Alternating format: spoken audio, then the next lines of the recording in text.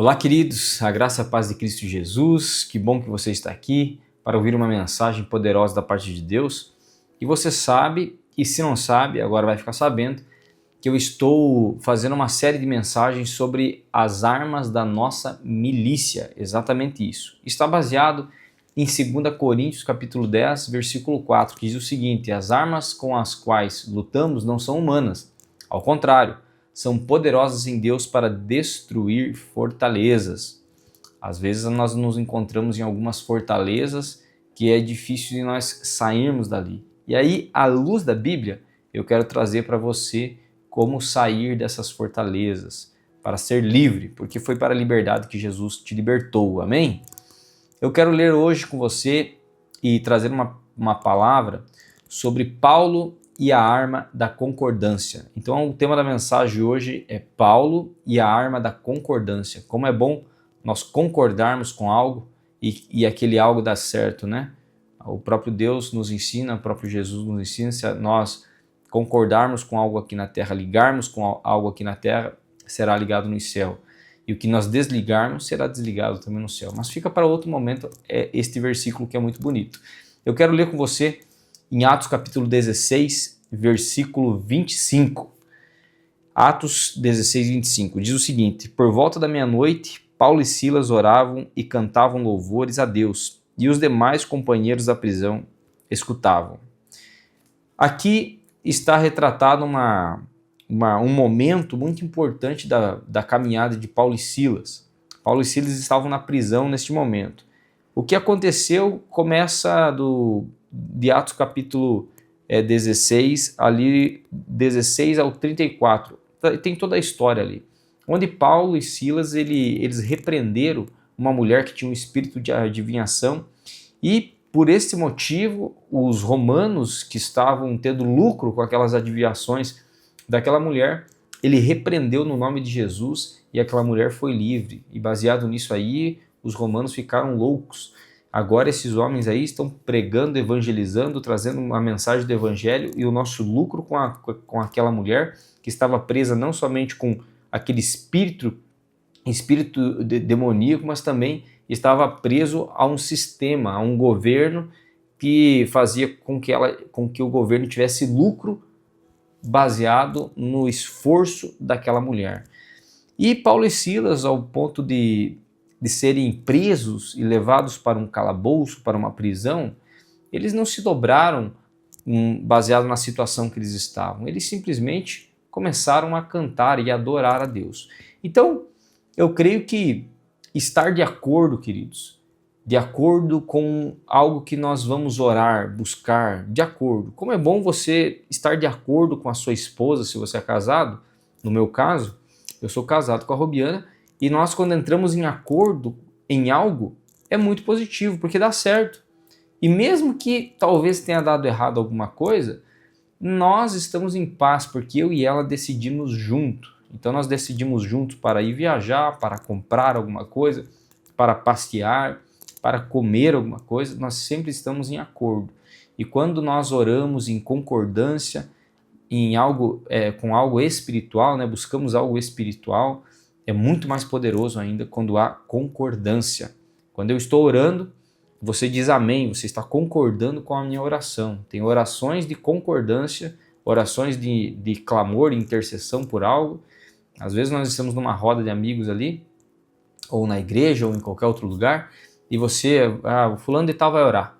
E aí as outras pessoas, elas concordam com a oração do irmão. Você não precisa ficar repetindo, que Deus. Não, você pega e concorda com a oração do irmão. É assim que nós devemos fazer.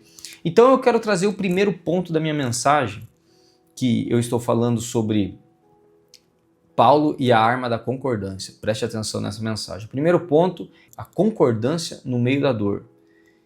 Paulo e Silas, eles estavam isolados, presos, como está escrito aqui.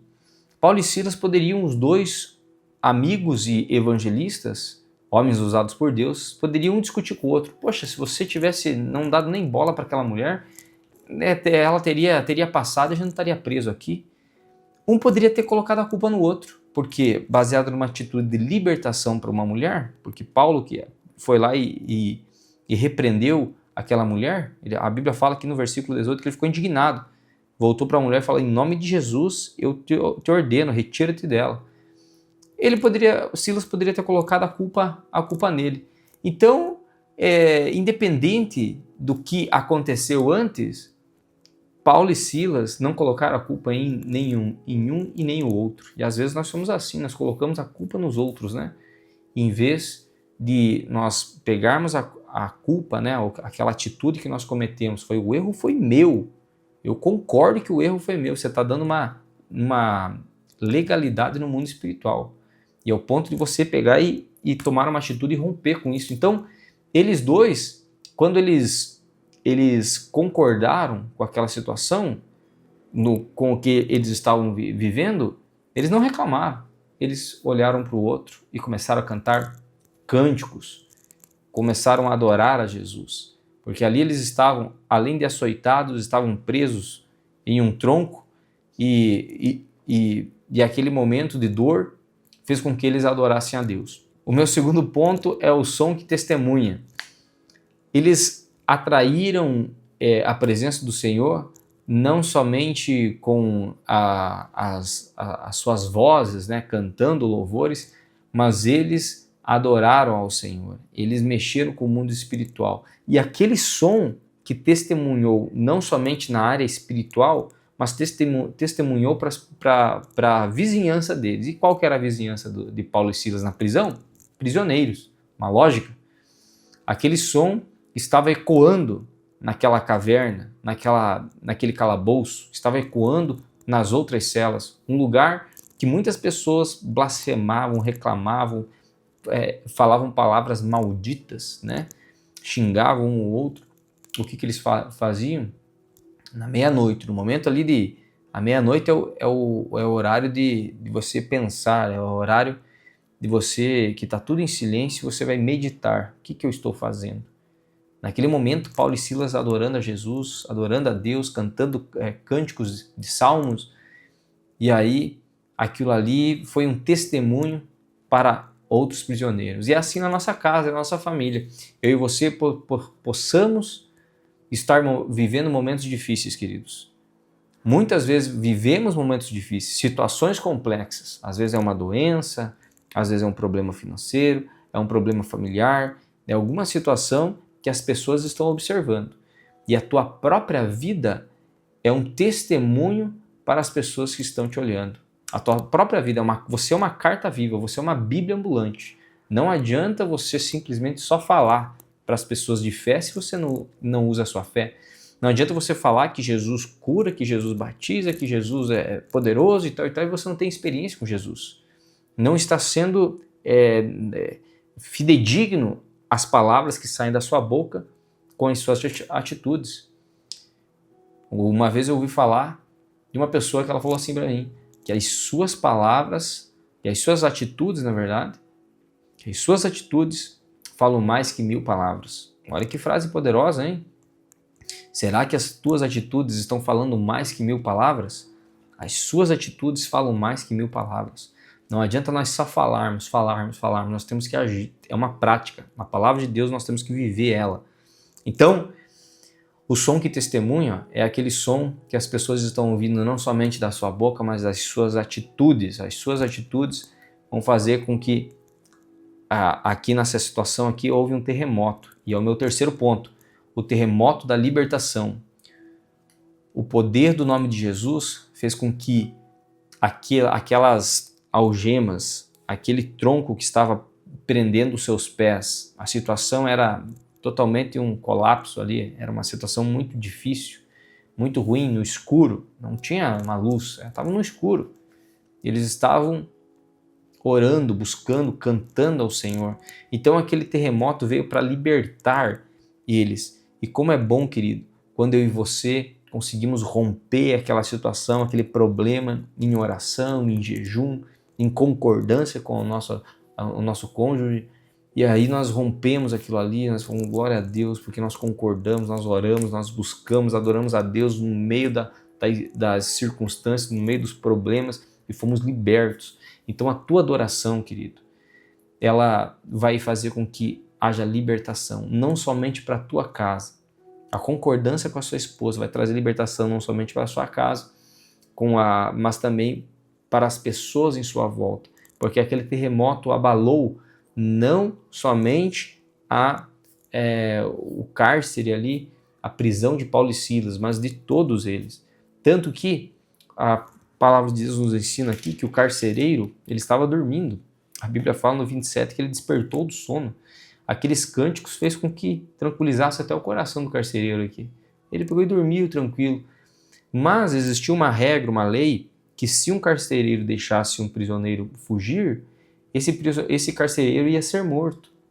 Quando ele acordou e viu os prisioneiros, as portas das prisões abertas, ele puxou de uma espada e quis se matar. Paulo bradou em alta voz: não te faças nenhum mal, que todos aqui estamos. Todos aqueles prisioneiros, a partir do momento que o Senhor abriu aquelas portas das prisões, os prisioneiros permaneceram ali. Porque aquela lei, aquela regra, que se um prisioneiro saísse, o carcereiro ia ser executado. Por isso que ele puxou a espada e já ia se matar, para que não ficasse na mão dos romanos ali e acabasse matando ele ali, torturando ele. Porque ele sabia como que funcionava isso. Aí, Paulo e Silas falaram o seguinte para ele. Ele fez uma pergunta. Depois, trazendo-os para fora, disse: Senhores, que devo fazer para que seja salvo? Esta foi a pergunta do carcereiro. O que eu devo fazer para ser salvo? Todos estão aí, eu não vou morrer, e agora? Mas como que eu faço para ser salvo, então?